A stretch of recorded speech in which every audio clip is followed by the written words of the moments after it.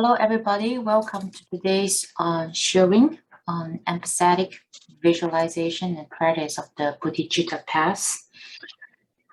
Before I begin tonight's sharing, I would like to introduce my main Dharma teacher, Khenpo Sodargye. He's one of the spiritual leaders in Lingma lineage. He's a Tibetan higher Lama of Lingma lineage. He endorses Rhyme spirit and offer teaching from a variety of Buddhist lineage to hundreds of thousands of worldwide students. And Khenpo is a virtual guru and a Dogen lineage holder. He is empowered to transmit Vajrayana teachings and practice. He is also a Buddhist scholar and teacher, a prolific translator into Chinese, and a modern Buddhist thinker renowned across Asia and the West for his interest in the integration of traditional Buddhist teaching with worldwide issues in modern life. The sharing tonight is from one of his public speech. The Buddha thought that to realize enlightenment, a person must develop two qualities, wisdom and compassion. Wisdom and compassion are sometimes compared to two wings that work together to enable flying, or two eyes that work together to see deeply. In this quote, in Buddhism, compassion always goes with wisdom. Compassion without wisdom is not understood to be true compassion, and wisdom without compassion is not true wisdom.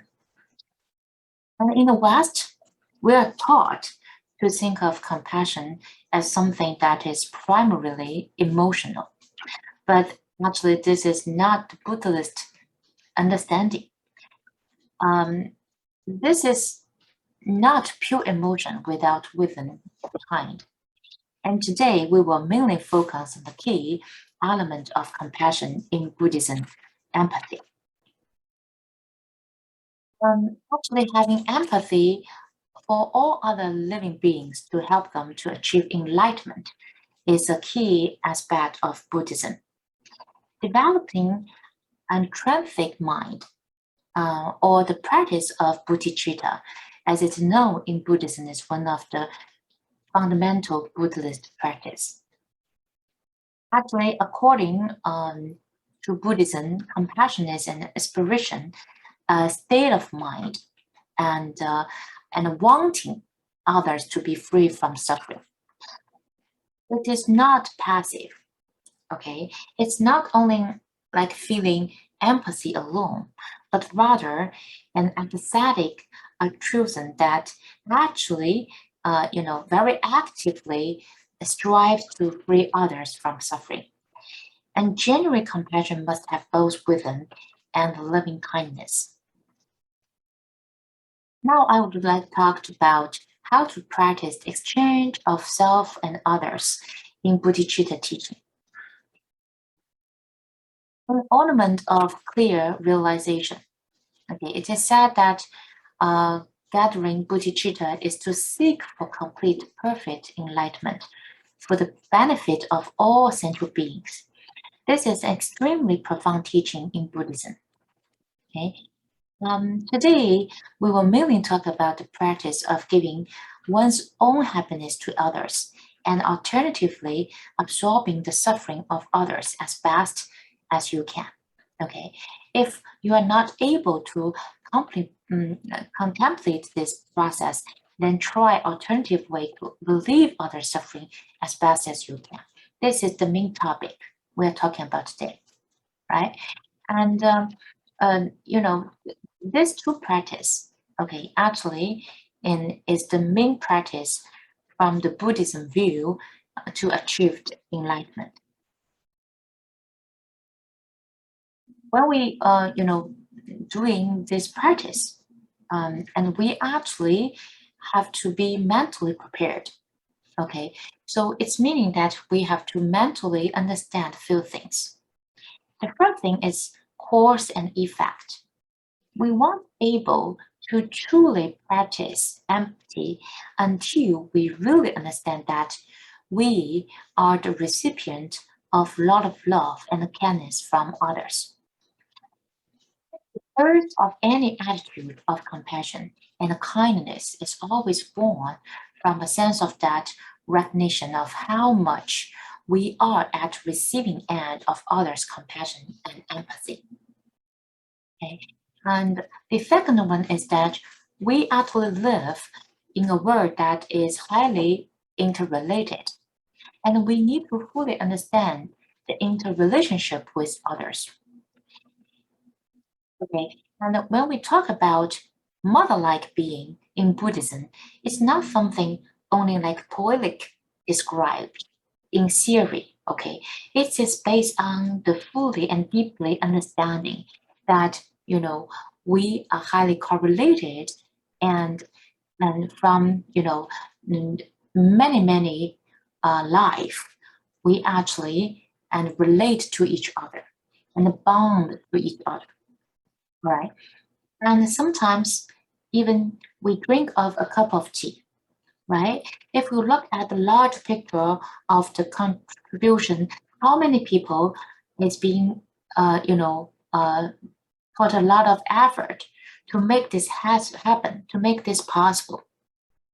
Okay, then if we ignore that part, then we will begin to develop a very individualistic and hardened island of our mind state, right?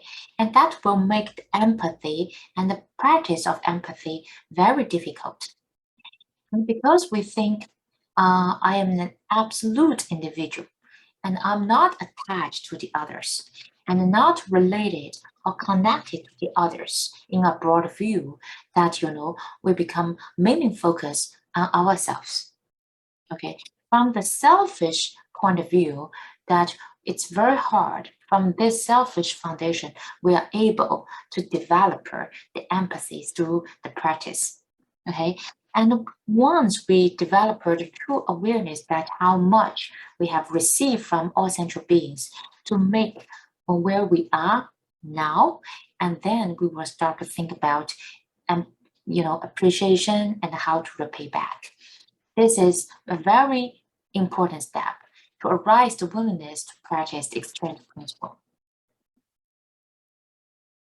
And of course, the practice of empathy, it's not like sometimes people will think that, oh my gosh, and I'm just a normal person, right? I'm not a person in already achieved enlightenment.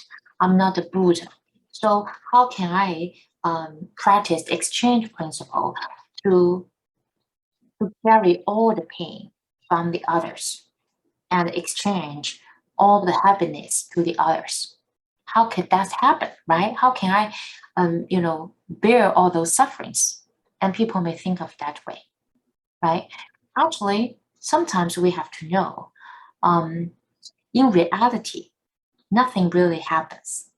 The willingness to practice the exchange and the practice itself won't generate any suffering, which meaning that there's no true sufferings, and by any practice will be transformed from the others to you. It's not going to be happen because we're not, Buddha yet. We're not able to really have the ability to transfer the suffering from the others. Isn't that true? Right? The practice of empathy also help us to develop an unbiased, okay, and unconditioned loving kindness to all central beings, which seems to us at the very beginning quite impossible and difficult. But the practice itself actually is helping us to enhance our state of mind, to enhance our mind strength, that from the willingness that we are able to, open our hearts and embrace any suffering which is possible to happen to us for the others, for the other beings, right? Okay. And also, relatively, Bodhicitta need awakening compassion. And one of the meaning of compassion is suffering with, which meaning that being willing to suffer with others. And this means that to the degree and you can work with the wholeness of your being and your prejudice and your feeling of failure, your self-pity, your depression, your rage, your addictions, the more you will connect with other people, you know, of that wholeness. And it will be a relationship between equals. And you will be able to feel the pain of other people's as your own pain. And you will be able to feel your own pain and know that it is shared by millions. Okay, so you are reached to the foundation of the equalness. And once you realize that all central beings, okay, share the some, similar sufferings, and you actually transfer the focus of your own suffering to the focus of our suffering. And the suffer with could be one part of the altruism, which eventually will bring you the best source of happiness. The more you feel understand others' suffering, the more you could help others to experience the suffering, the more happy you are. You're no longer trapped in your individual prison, and you are free and open. When we put up the barrier and the sense of me as separate from others, all right, and right there in the midst of the difficulty and pain, the whole thing could turn around simply by not erecting barriers and simply by stay open to the difficulty and to the feeling that you are going through, simply by not talking to other selves about what's happening. And this is a revolutionary step. And becoming intimate with pain is the key to changing at the core of our being and staying open to everything we experience and letting the sharpness, the sharpness of difficult times pierce us to the heart, letting this time open, okay, and humble us and make us wiser and more brave. Another practice, the absolute Bodhicitta, also known, also known as very important, fundamental practice, is the open dimension of our being, a complete wide open heart and mind, without label of you and me, enemy and friend, and absolute Bodhicitta is always there. Okay, and so there's no bias, no conditional love anymore, right? And cultivating absolute bodhicitta means having a relationship with the world that is unconceptual, that is unprejudiced, okay, having a direct and edited relationship with reality. Actually, it takes a bravery to train in unconditional friendliness. It takes bravery to train in suffering with. It takes bravery to stay with pain when it rises and not run or erect barriers. It takes bravery to not bite the hook and get swept away. But as we do, the absolute bodhicitta realization, the experience of how open and unfettered our minds really are, begins to draw on us. As a result of becoming more comfortable with the ups and downs of our ordinary human life, this realization grows stronger. Also, speaking of the practice of compassion, well, every religion advocates compassion and charity. The concept of compassion in Buddhism is not limited to human beings, but rather includes all sentient beings who have feelings of happiness and sadness. Okay, and the benefit to all the beings is the unique feature of Buddhism. For those who are interested in Buddhism, it is of great importance to carry on research and to realize and study this aspect. Okay, and as we human beings can express sadness and happiness, animals such as yaks and sheep also, they can express their sadness, happiness, although they are not able to speak to us. If they are injured or slaughtered, they do express the same emotions as we do. And look at the picture, look at the eye. Okay, you can feel how scared, how desperate, how sad this yak has been through. at the last moment of his life. Okay, and also when you look at this picture, and you can feel through these ships' eyes, right? And these ships, they understand what they have been through. Okay, actually, they have the same feeling of happiness and suffering. In the history of the U.S., there used to be black and white discrimination, and now, however, each enjoys equal right. Likewise, although human beings and animals are now treated unequally, and eventually, one day, people will be concerned for the feeling of animals. There are many methods of exchange of self and others. To sum up, when an animal is being killed, visualize it as if you were being killed. When the animal's head is being cut off, visualize as if your head is being cut off. So visualize in this way and try to see how you feel if suffering like this, and try to familiarize the practice. This is the best method to practice Bodhicitta and also the essence of empathy. Compassion and meditation are regarded as some of the primary characteristics of Buddhism. And nowadays in US, some famous universities have been doing research on meditation and the practice of compassion. They examined the physical and mental condition of certain people before and after such practice. The experimental study demonstrated that through compassionate practice and meditation, the mental condition improved immensely, and they had great benefit to themselves. To research and also prove that such practice bring great benefits to the people around them.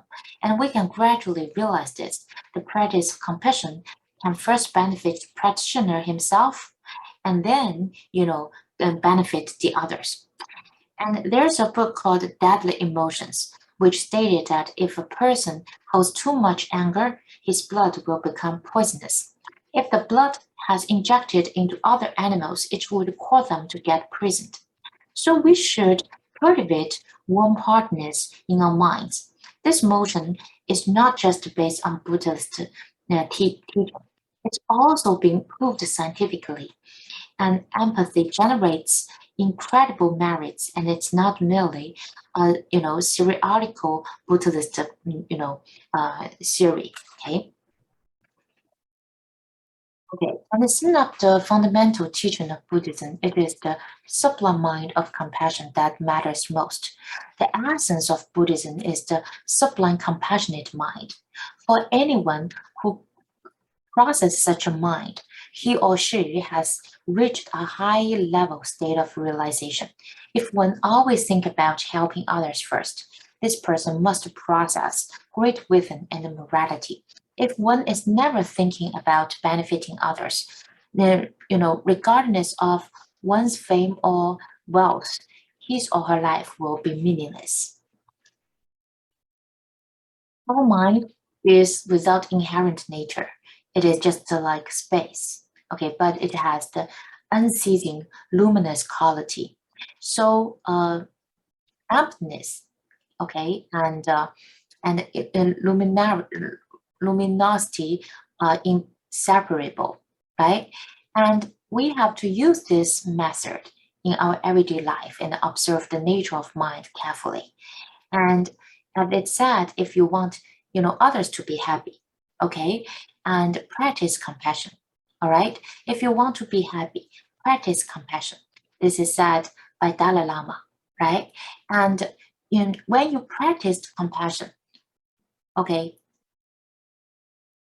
by the state of mind that you are aware that the mind is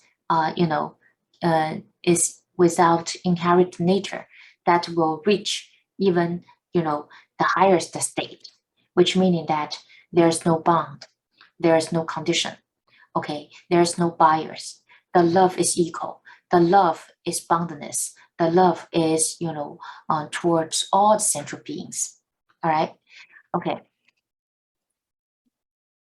So this is about today's sharing, and thank you so much for hearing this sharing with us together. And our lineage actually is through thousands of years, thousands of years, right? And actually, and through this lineage, and many generations of great masters, they are as the lineage holder, they are passing this lineage to the next generation. For example, it's through Longqing Raja, okay, to Jimmy Limpa, all right, and to Patu Rinpoche, and to Mipang Rinpoche, to Jimo Pancho, and to Khenpo Sodargye, all right, and we would like to introduce Patu Rinpoche, his order of the words of my perfect teacher.